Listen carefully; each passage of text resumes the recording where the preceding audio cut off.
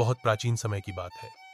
एक महान शिम्रकंडू और उनकी पत्नी मरुधवती बहुत धार्मिक और तपस्वी दंपत्ति थे। वे निसंतान थे, परंतु संतान की इच्छा से उन्होंने कठोर तपस्या की। भगवान शिव उनकी तपस्या से प्रसन्न हुए और उन्हें एक वरदान दिया। तुम्हें दो विकल्प मिलते हैं, एक सामान्य बुद्धि वाला पुत्र जो दीर्घायु होगा, या एक अत्यंत बुद्धिमान और धर्मपरायण पुत्र जिसकी आयु केवल 16 वर्ष होगी। शिम्रकंडू ने बिना झिझक के दूसरा विकल्प चुना, ऐसा पुत्र जो अल्पायु हो लेकिन धर्म का पालन करे। कुछ समय बाद उन्हें एक पुत्र की प्राप्ति हुई। मार्कंडेय बालक अत्यंत बुद्धिमान, विनम्र और शिव भक्त था। उसने बचपन से ही वेद पुराणों का अध्ययन किया और भगवान शिव की उपासना की।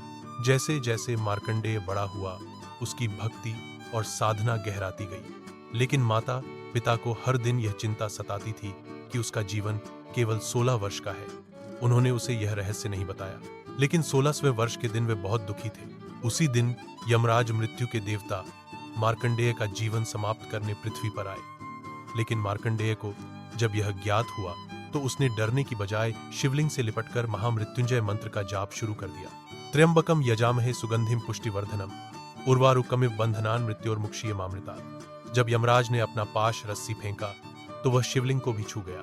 यह देखकर भगवान शिव क्रोध में प्रकट हुए।